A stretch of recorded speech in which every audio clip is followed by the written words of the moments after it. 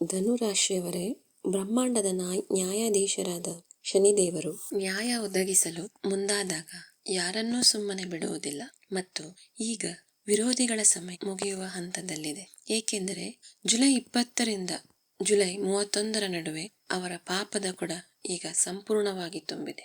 ಯಾರು ನಿಮ್ಮ ಒಳ್ಳೆಯತನದ ಲಾಭ ಪಡೆದುಕೊಳ್ಳುತ್ತಾರೋ, ನಿಮ್ಮನ್ನು ಕೀಳಾಗಿ ಕಾಣಲು ಪ್ರಯತ್ನಿಸುತ್ತಿದ್ದರೋ, ಈಗ ಅವರು ತಾವು ತೋಡಿದ ಹಳ್ಳಕ್ಕೆ ತಾವೇ ಬೀಳಲಿದ್ದಾರೆ. ಇಂದಿನ ಈ ವಿಡಿಯೋದಲ್ಲಿ ನಾನು ಈ ಉಳಿದ 11 ದಿನಗಳ 4 ಅತಿ ದೊಡ್ಡ ಭವಿಷ್ಯವಾಣಿಗಳನ್ನು ನಿಮಗೆ ಹೇಳಲಿದ್ದೇನೆ. ಈ 4 ಭವಿಷ್ಯವಾಣಿಗಳು ನಿಮ್ಮ ವೃತ್ತಿ ಜೀವನ, ಹಣ ಮತ್ತು ಆ ಗುಪ್ತ ಶತ್ರುಗಳ ಮುಖವಾಡವನ್ನು ಕಳಚಲಿದೆ. ಆದರೆ ನನ್ನ ಒಂದು ಮಾತನ್ನು ಗಮನದಲ್ಲಿಟ್ಟುಕೊಳ್ಳಿ.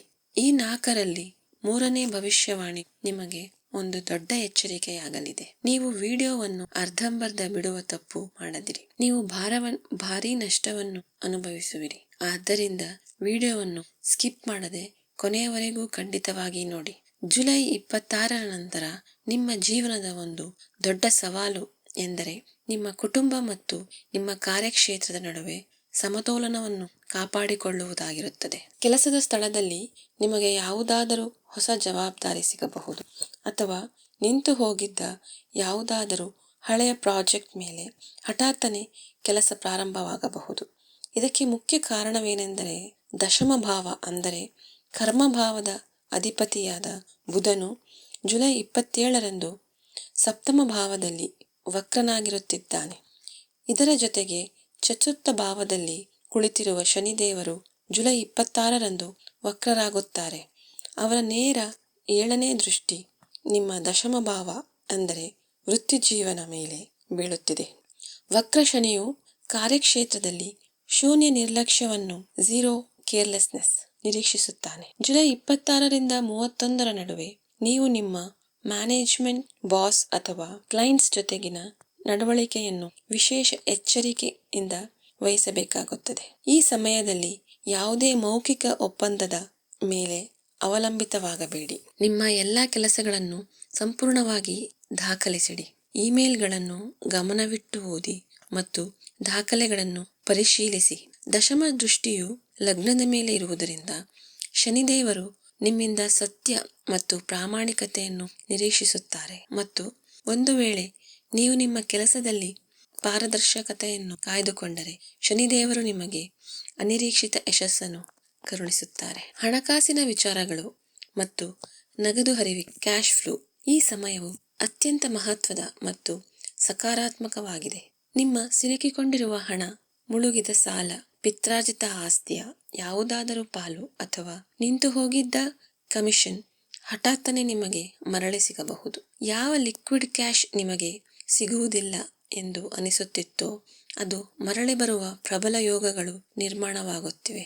ಏಕೆಂದರೆ ಅಷ್ಟಮ ಭಾವವು ಗುಪ್ತಧನ ಮತ್ತು ಹಠಾತ್ ಲಾಭದ ಸ್ಥಾನವಾಗಿದ್ದು ಅಲ್ಲಿ ಗ್ರಹಗಳ ದೊಡ್ಡ ಸಮಾಗಮವಾಗಿದೆ. ಉಚ್ಚ ಗುರು ಶುಕ್ರ ಮತ್ತು ಜುಲೈ 16ರ ನಂತರ ಸೂರ್ಯನು ಅಷ್ಟಮ ಭಾವದಲ್ಲಿ ಕುಳಿತು ತಮ್ಮ ಸಂಯುಕ್ತ ದೃಷ್ಟಿಯನ್ನು ನಿಮ್ಮ ದ್ವಿತೀಯ ಭಾವ ಅಂದರೆ ಧನ ಭಾವದ ಮೇಲೆ ಬೀರುತ್ತಿದ್ದಾರೆ.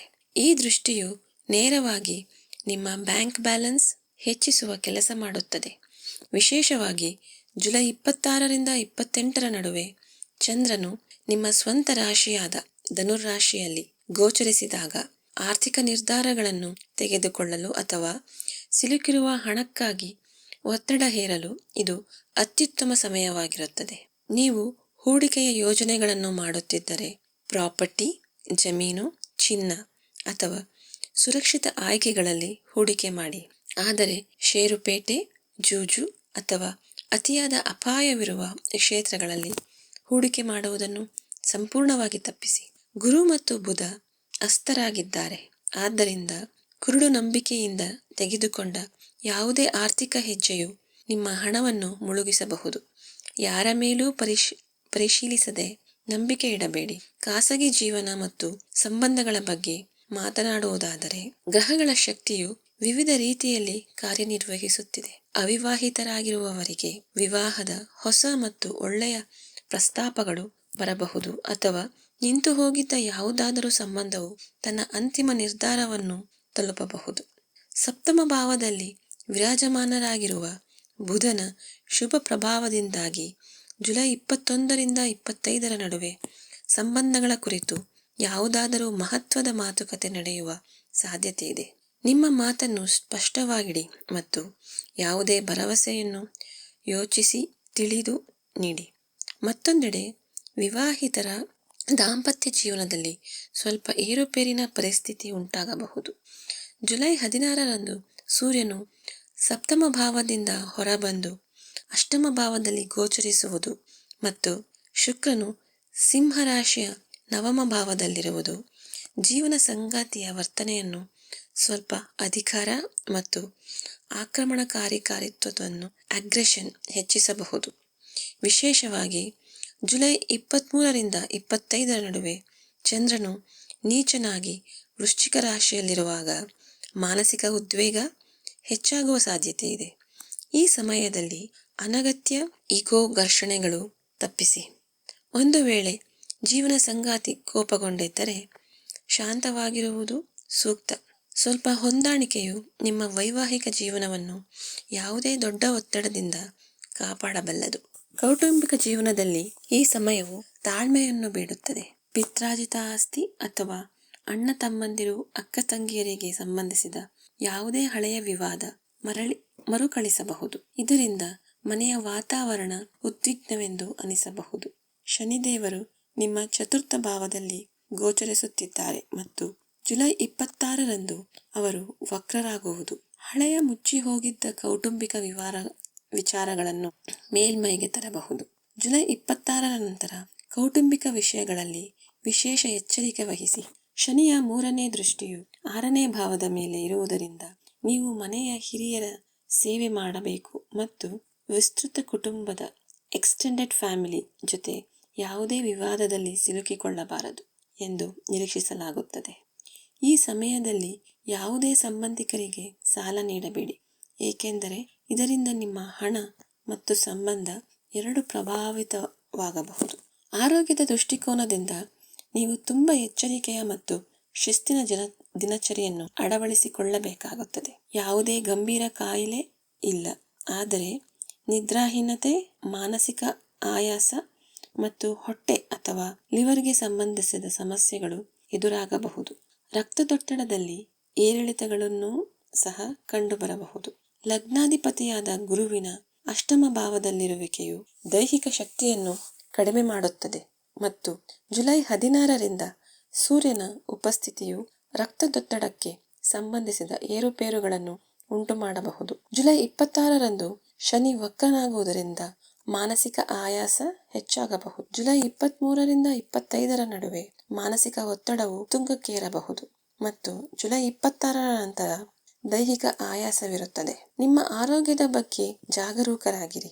ಧ್ಯಾನವನ್ನು ನಿಮ್ಮ ದಿನಚರಿ ಕಡ್ಡಾಯ ಭಾಗವನ್ನಾಗಿ ಮತ್ತು ಯಾವುದೇ ದೈಹಿಕ ತೊಂದರೆಯಾದಾಗ ನೀವೇ ವೈದ್ಯರಾಗುವ ಬದಲು ಸೂಕ್ತ ವೈದ್ಯಕೀಯ ಸಲಹೆಯನ್ನು ಪಡೆಯಿರಿ. ಯಾವ ವಿದ್ಯಾರ್ಥಿಗಳು ಸ್ಪರ್ಧಾತ್ಮಕ ಪರೀಕ್ಷೆಗಳು ಅಥವಾ ಉನ್ನತ ಶಿಕ್ಷಣದಲ್ಲಿ ತೊಡಗಿದರೋ ಅವರ ಗಮನ ಮತ್ತು ಸ್ಪಷ್ಟತೆಯಲ್ಲಿ ನಿಚ್ಚಳವಾದ ಏರಿಕೆ ಕಂಡುಬರುತ್ತದೆ. ಜ್ಞಾನದ ಕಾರಕನಾದ ಗುರು ಅಷ್ಟಮ ಭಾವದಲ್ಲಿ ಉಚ್ಚನಾಗಿದ್ದಾನೆ.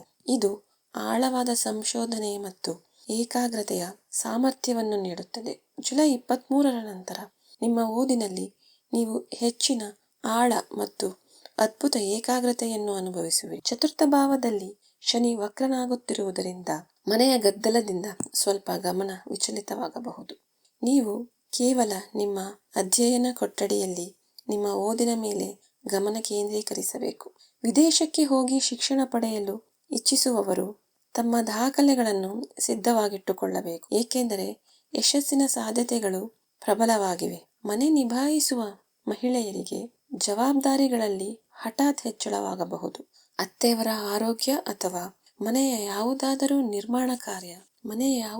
ನಿರ್ಮಾಣ ಕಾರ್ಯದ ಬಗ್ಗೆ ಓಡಾಟವಿರಬಹುದು. ಚತುರ್ಥ ಭಾವದಲ್ಲಿ ವಕ್ರ ಶನಿಯು ಪರಿಶ್ರಮವನ್ನು ಬೇಡುತ್ತಾನೆ. ಇದರಿಂದ ದೈಹಿಕ ಮತ್ತು ಮಾನಸಿಕ ಆಯಾಸವಾಗಬಹುದು. ನಿಮ್ಮ ಆರೋಗ್ಯವನ್ನು ನಿರ್ಲಕ್ಷಿಸಬೇಡಿ. ಇನ್ನೊಂದೆಡೆ ನಿವೃತ್ತ ಹಿರಿಯ ನಾಗರಿಕರ ಮನಸ್ಸಿನಲ್ಲಿ ತಮ್ಮ ಆರೋಗ್ಯ ಮತ್ತು ಉಳಿತಾಯಗಳ ಬಗ್ಗೆ ಚಿಂತೆ ಉದ್ಭವಿಸಬಹುದು. ಅಷ್ಟಮ ಭಾವದಲ್ಲಿ ಲಗ್ನಾಧಿಪತಿಯ ಪ್ರಭಾವವು ಒಂದು ರೀತಿಯ ಭಯವನ್ನು ಹುಟ್ಟುಹಾಕುತ್ತಿದೆ. ನೀವು ದೈಹಿಕವಾಗಿ ಸುರಕ್ಷಿತವಾಗಿದ್ದೀರಿ ಎಂದು ನಿಮಗೆ ನೀವೇ ಭರವಸೆ ಹೊಂದಿರಬೇಕು. ನಿಮ್ಮ ಉಳಿತಾಯದ ಹಣದಿಂದ ಯಾರಿಗೂ ದೊಡ್ಡ ಸಾಲವನ್ನು ಕೊಡುವುದನ್ನು ತಪ್ಪಿಸಿ ಮತ್ತು ನಿಮ್ಮ ಸಮಯವನ್ನು ಆಧ್ಯಾತ್ಮಿಕ ಕಾರ್ಯಗಳು ಹಾಗೂ ಕುಟುಂಬದವರೊಂದಿಗೆ ಕಳೆಯಿರಿ. ಪ್ರಯಾಣಗಳಿಗೆ ಈ ಸಮಯವು ಸಾಕಷ್ಟು ಸಕ್ರಿಯವಾಗಿರಲಿದೆ. ದೂರ ದೇಶದ ಪ್ರಯಾಣ, ವಿದೇಶಕ್ಕೆ ಹೋಗುವ ಅವಕಾಶಗಳು ಅಥವಾ ಜನ್ಮಸ್ಥಳದಿಂದ ದೂರ ಹೋಗುವ ಯೋಗಗಳು ನಿರ್ಮಾಣವಾಗುತ್ತಿವೆ.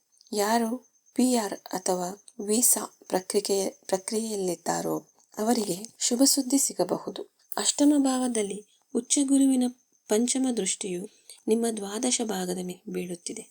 ಇದರಿಂದ ಜುಲೈ ಕೊನೆಯ ವಾರದಲ್ಲಿ ಪ್ರಯಾಣದ ಯೋಗಗಳು ವಿಶೇಷವಾಗಿ ಬಲಗೊಳ್ಳುತ್ತವೆ. ಪ್ರಯಾಣದ ಸಮಯದಲ್ಲಿ ಸಂಪೂರ್ಣ ಎಚ್ಚರಿಕೆ ವಹಿಸಿ ಮತ್ತು ಬುಧನು ವಕ್ರನಾಗಿರುವ ಕಾರಣ ಮನೆಯಿಂದ ಹೊರ ಹೋಗುವ ಮುನ್ನ ನಿಮ್ಮ ದಾಖಲೆಗಳು ಮತ್ತು ಪಾಸ್ಪೋರ್ಟ್ ಅನ್ನು ಸರಿಯಾಗಿ ಪರಿಶೀಲಿಸಿಕೊಳ್ಳಿ. ಮಾನಸಿಕ ಮತ್ತು ಆಧ್ಯಾತ್ಮಿಕ ಶಾಂತಿ ಈ ಸಮಯದಲ್ಲಿ ಅತ್ಯಂತ ಅವಶ್ಯಕ.